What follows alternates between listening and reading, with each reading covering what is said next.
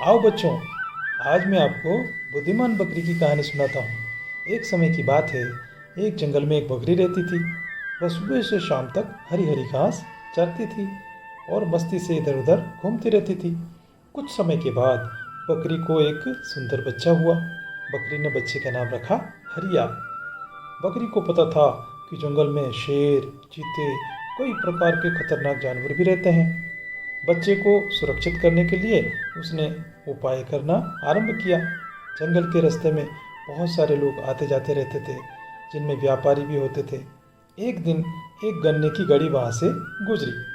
बकरी रास्ते में सो गई। गाड़ी वाले ने कहा, बकरी बकरी उठ। गन्ने वाले ने कहा, तुझे एक गन्ना देता हूँ, उठ।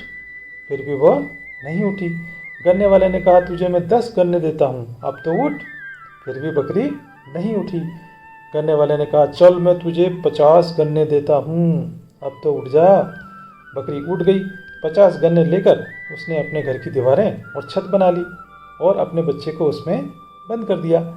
बकरी फिर से वहीं उसी रास्ते पर जाकर लेट गई। इस बार कपड़े वाले की गाड़ी आ रही थी। कपड़े वाले ने कहा, बकरी बकरी उठ, मगर बकरी नहीं उठी।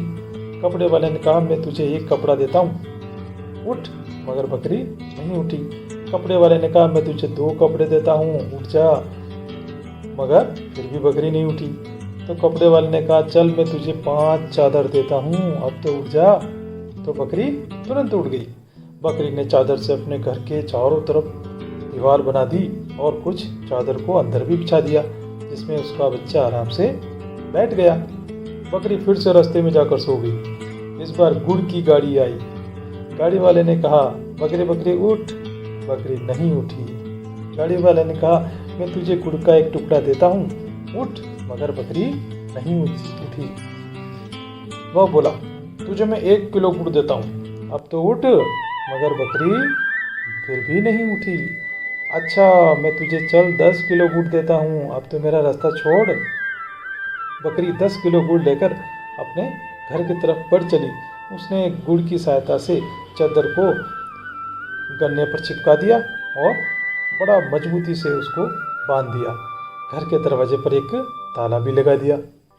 जब बकरी अपने बच्चे को लेकर बाहर जाती तो घर में ताला लगा कर जाती, और जब कभी कभी वह अपने बच्चे को घर पर छोड़ के अंदर जाती तो बच्चे को समझा कर जाती कि देख बेटा, मैं तुझसे बोलूँगी कि हरिया हरिया दरवाज़ा खोल, तब तुमको दरवाज़ा खोलना है, और यदि कोई तुम्हें पुकारे तो दरवाज़ा मत खोलना। बच्चा समझ गया। एक दिन बकरी अपने बच्चे को घर पर छोड़कर जा रही थी। तभी एक झाड़ी के पीछे से एक शेर उसे देख रहा था। उसने सोचा, ओहो, ये तो बहुत आसान शिकार है और बच्चे का मांस तो बहुत अच्छा लगेगा, आज तो इसे मैं खा जाऊंगा। जैसे ही बकरी वहां से निकली, शेर घर के दरवाजे पर पहुंचा और जोर जोर से बोलने लगा, हरिया हरिया दरवाज़ा खोल, हरिया हरिया दरवाज़ा खोल। मगर बच्चा बहुत समझदार था। उसने देखा, और इतनी भारी आवाज़ मेरी मम्मी की तो हो ही नहीं सकती। उसने दरवाज़ा नहीं खोला। घर बहुत मजबूत था। शेर वहाँ से चला गया। दूसरे दिन फिर शेर वहाँ आया। उसने सोचा कि इस बार बकरी की आवाज़ सुननी पड़ेगी। इतनी मीठी आवाज़ में ये बोल रही है। जैसे ही बकरी बोली कि हरिया हरिया दरवाज़ा खोल, हरिया हरिया दरवाज़ा खोल, तुरंत बच्चे ने दरवाज़ा खोल दिया। शेर को अब खूब समझ में आ गया। उसने उसकी आवाज़ को समझ लिया और वो कई दिनों तक प्रैक्टिस करता रहा, और वो समझ गया कि मैं अपनी आवाज़ में बोलूँगा तो बच्चा दरवाज़ा नहीं खोलेगा। अब कुछ दिन बाद जैसे ही बकरी वहाँ से निकली, शेर एक दिन पुनः उसके दरवाजे पर पहुँच गया और बिल्कुल बकरी की आवाज़ बनाकर पतली आवाज़ में धीरे से बोला, हरिया हरिया दरवाज़ा खोल, हरिया हरिया दरवाज़ा खोल। बच्चे को लगा माँ आ गई है और उसने दरवाज़ा खोल दिया। बकरी जब पुनः अपने घर की तरफ आई तो उसे लगा, ओहो, ये क्या हो गया है, घर का दरवाज़ा खुला हुआ है और उसका बच्चा जो है वो वहाँ उसे नहीं मिला है और चारों तरफ खून ही खून दिखाई दे रहा है।